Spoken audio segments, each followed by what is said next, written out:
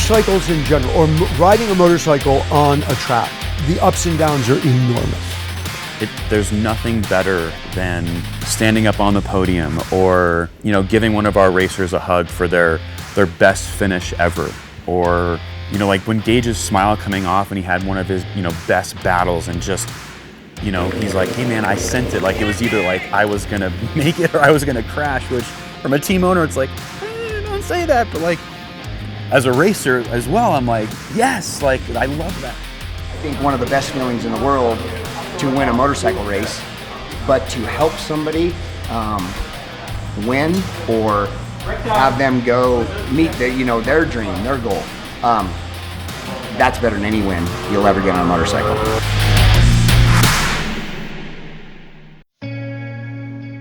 I didn't get on a motorcycle until I was 48 years old. And coincidentally, it was right around the time that my mother passed away. The thing that happened for me was that it really shook my world. And it wasn't so much that I was so close to my mother, but the idea that my life was really moving along in the amount of time that I had. And I decided that I wanted to go out and find what life was all about, right? What haven't I done? It's time to start. I think that a lot of people go through their lives with if I only do this, then I'll be okay. Or, one day I will be this person. And my mom dying was, hey, it's time. And I grew my hair out long again.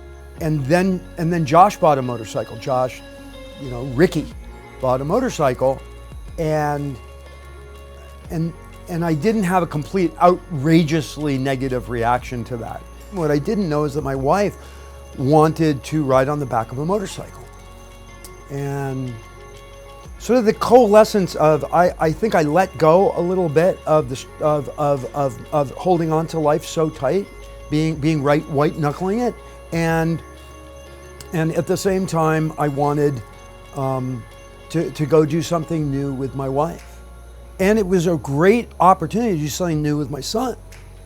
So Josh, pretty quickly, we both had Harleys, and we were riding, through the Mountain West, and that was really cool. I generally don't do things halfway, and motorcycles will teach you very quickly that you don't, what the truth is. And the truth is that it's very hard to ride a motorcycle very well. At some point I decided I need to get better at this. I'm not good enough. I have my wife on the back of my Harley, and I'm scared. And I don't want to be scared anymore, and I want to feel confident. And I went to a school. And when I went to that school, I met Ken Hill. Ken offered to coach me one-on-one. And I said, well, okay, I'd like you to coach me and Josh one-on-one if Josh wants to do that. And that's how Rick started. Rickdiculous Racing was originally an instruction company. We got together and we decided that people wanted what I had, which was the ability to learn how to ride a motorcycle. And so we started working with other people as well. I was one of the students. Josh was one of the students, and we had other coaches.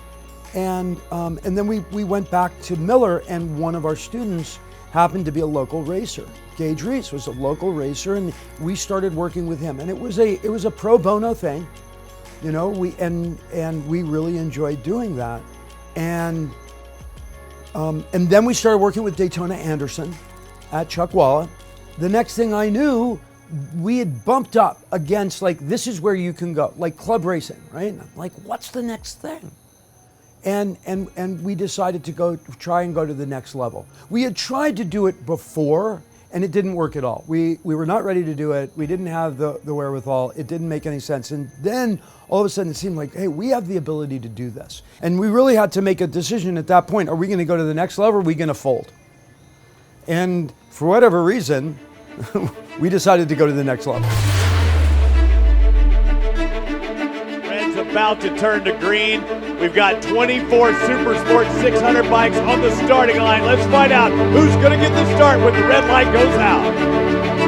We did everything right.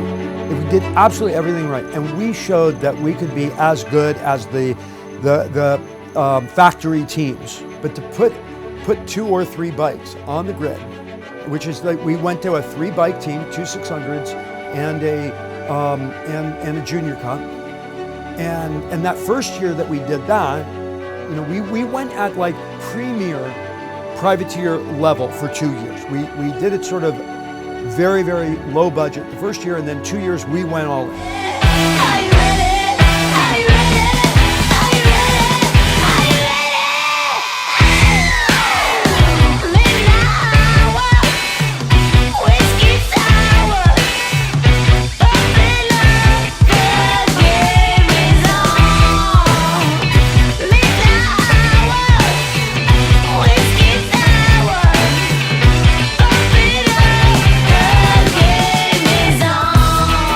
What's up? Josh from RiCKTV. We are back, Moto America 2019. We're here at Road Atlanta, first round of the year. A little wet, but that's all good. We've got a lot of exciting things coming around this year. We've got a new rider with us. We've got Nick McFadden. We've got Gage Reese on a Cowie this year. He's got a new crew chief. We've got a lot of really interesting media things coming along. We've got RiCKTV Fantasy League this year. Really hope you guys all play. Bet with your friends. And we just got a lot of really cool content coming this year. We're gonna have technical sections coming from Cycle Gear. It doesn't look like it's gonna be rainy all weekend, so we're stoked for a dry race, and see what happens, baby. So, you know, coming into this year, the entire RiCK team was amazingly excited. We had great success with all of our racers last year, but especially with Hayden coming in second and racing really closely with JD. And we really felt coming in that we had a real shot at the championship with Hayden and also with our newcomer for our team, not necessarily our family, Nick McFadden, putting him on the R6 with a really good crew. We had really high hopes for them, and Gage busted his ass on the R3 last year, and so we knew that getting him on the Cowie with a comparable bike for everybody else on the grid, that he was going to shine as well. And you know, from the very beginning, I mean, we had a couple off-season tests, but even from the first one at Chuckwalla, there was just this amazing buzz around the team, and especially after having last year, and I think coming into this next season, the family aspect, we were building on that every day. We wanted to see if the work that we did at RiCK as a school was going to translate to RiCK athletes.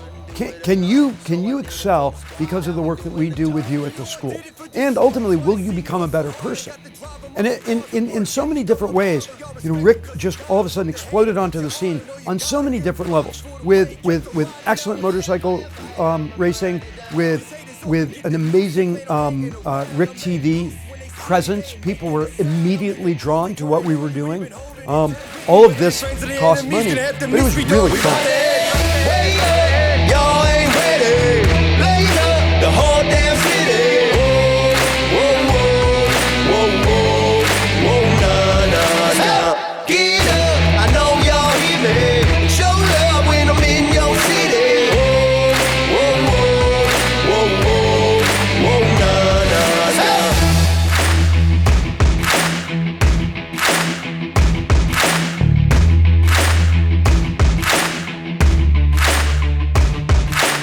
So yeah, Virginia was nuts. Hayden had a pretty epic off, and one that not only banged him up quite a bit, but we had to build a new bike from scratch.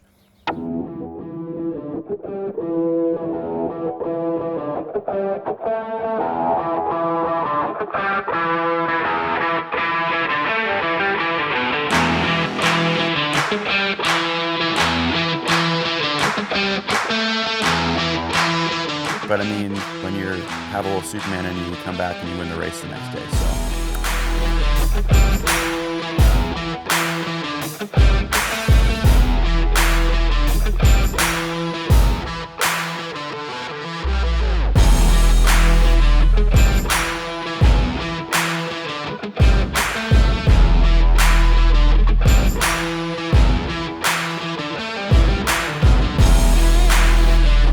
Don't know if it's flat track or the frogging or what it is, but no, you know, these guys train really hard in the off season, and they have an opportunity to ride a ton of flat track at each other's homes and in all different conditions. So, you know, that really helped Hayden and Nick. I mean, in race one, I think Nick was really trying to develop some feel for the bike.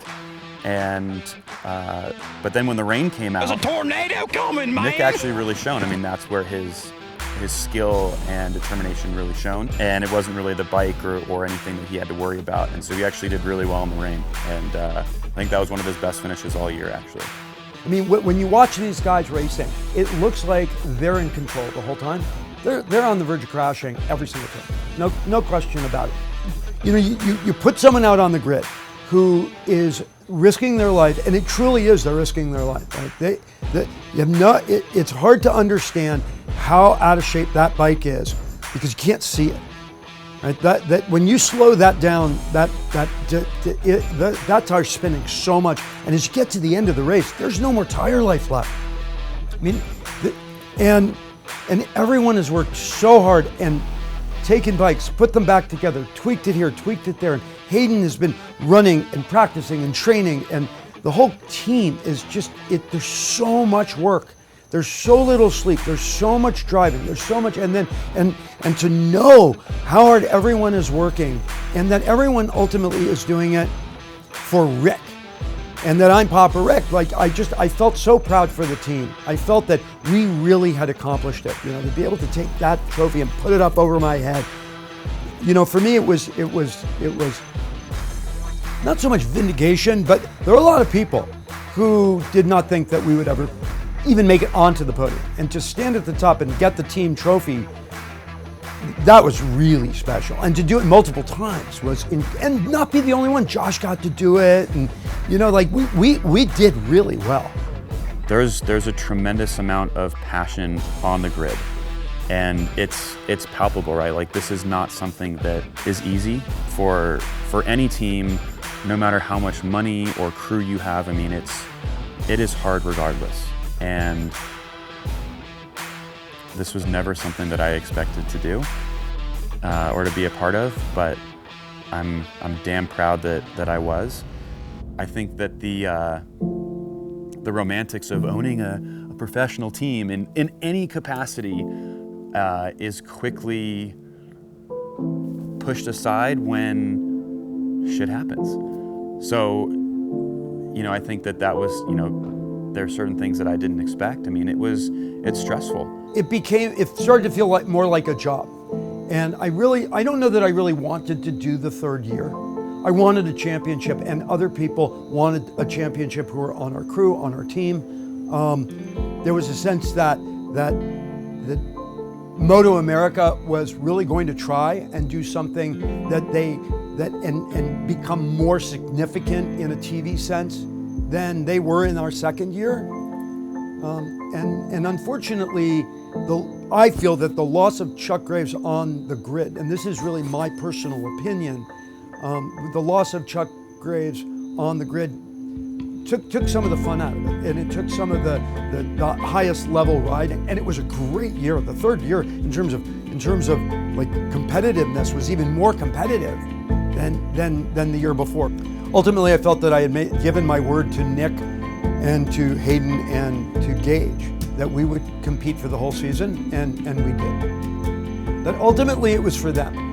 And I felt that because Josh and I were doing it together, that to stop without doing the complete season would have been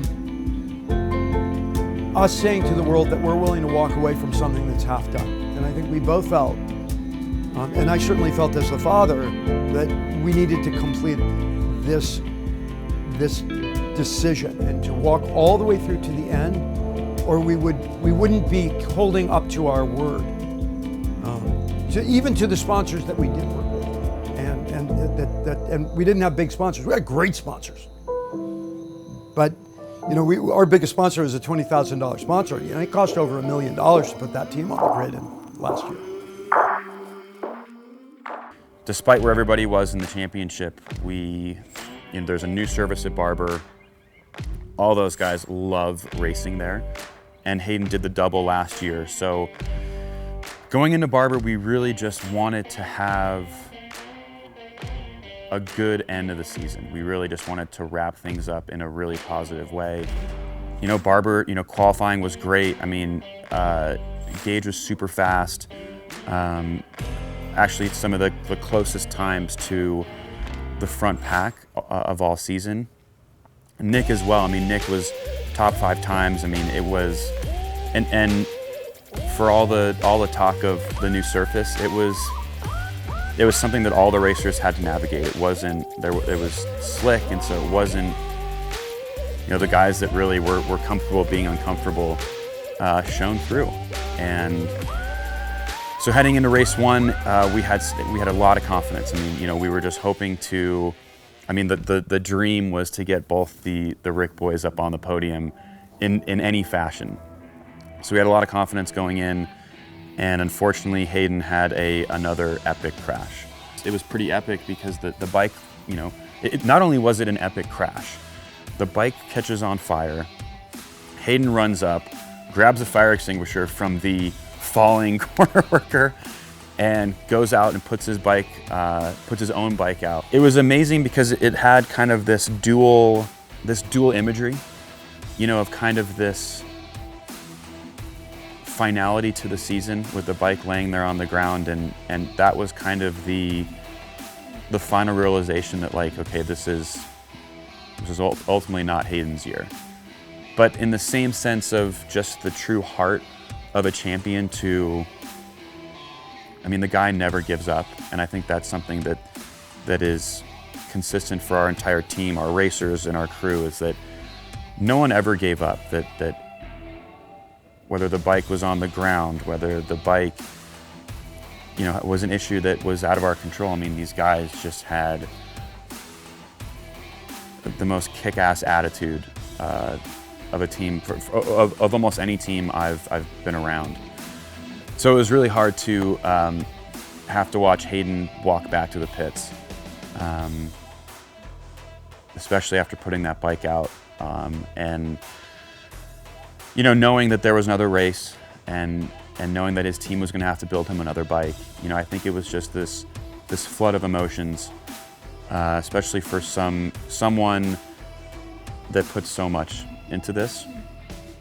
But on the other end, you know, it was great for guys like Nick and Gage, who put equal amounts of work into their craft and wanting to get better. I mean, Nick had amazing results, some of his best results of the season, and especially from a time perspective. And Gage as well just did.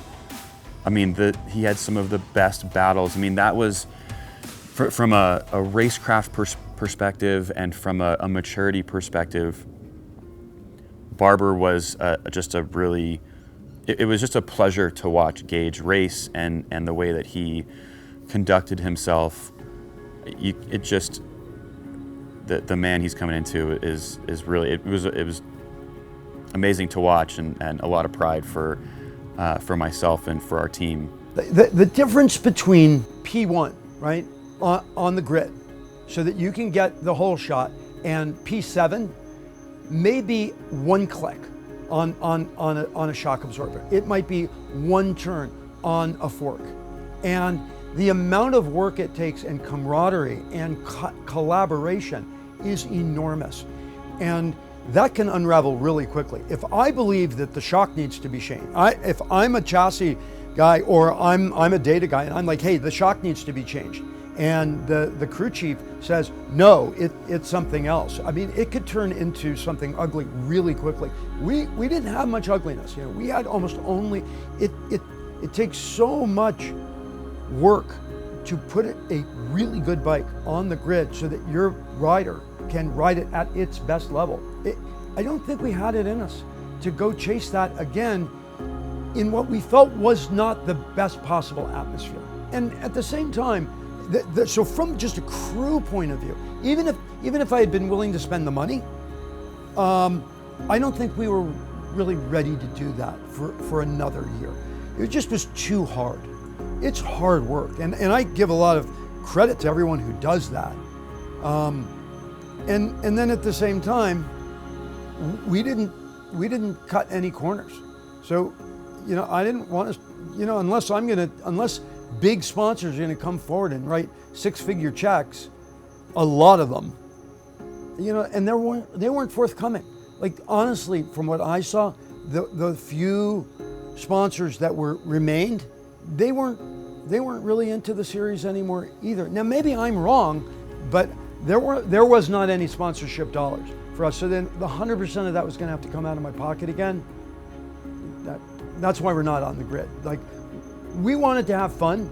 We wanted to feel excited. And if we're not gonna bring that sense to the grid, then we didn't want to be there. First and foremost, just the relationships and the people that I was fortunate enough to spend, you know, 10 weekends with for a couple years, or 10 plus, you know, 20 plus weekends. And I learned a lot. You know, this is not something that I grew up doing. I didn't grow up on a racetrack, and so it was just really fun for me to learn a lot, to meet a lot of really amazing people, to be surrounded by, you know, amazing athletes, people who are just dedicated to their craft. Everyone we worked with, I mean, we consider them Ricks for life, and you know, Rick is a persona. Rick is this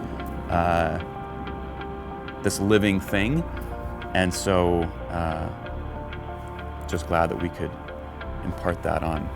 There's a picture of me and Josh hugging and smiling and feeling like nothing but pure joy when Hayden won his first race, when we were going to go and stand on the podium for the first time, and as a team, and that was really the highlight of all Rick for me.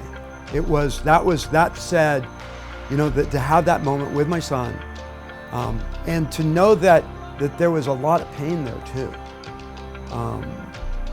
That's my best memory. 2019 was ultimately an incredible year. It wasn't where we wanted to finish in the championship standings for any of our guys, and I think that, you know, you're not a true racer and it's not enough unless you're first. And so, you know, I think that all these guys are hungry for more, but it was an incredible experience, some amazing highs, some incredible lows as well, but it was just amazing, an amazing experience with our Rick family, and I hope you guys enjoyed it as much as we did. I got into riding a sport bike on a track because I wanted to be better on a 2-up bike with my wife. And I got better. I'm a good rider on a 2-up. I take my bike out there and we're riding along, and it's a beautiful, romantic thing, and I know what I'm doing. You know, like, no one's perfect on a motorcycle, and no one's perfect in a kart, but I'm a competent motorcycle rider. We taught people to be competent motorcycle riders, and I'm gonna keep doing that as long as I can.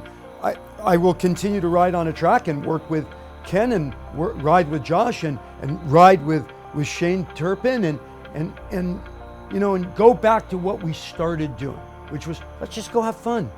Let's just go have fun and take the business back out of it. Like, I don't want to have a school. I don't want to have a race team. I don't want to be accountable to an advertiser, or I don't want to have some kid's life in my hands. You know, I want to go out, have a good time, ride the motorcycle, laugh my ass off, and put it away at the end of the day and go do something else. It's, you know, being a part of Rick is like having a second family of guys that you just can't wait to see them again, you know. And sometimes I'm with them afterwards, you know. I hang out with Josh and Adam aside from this.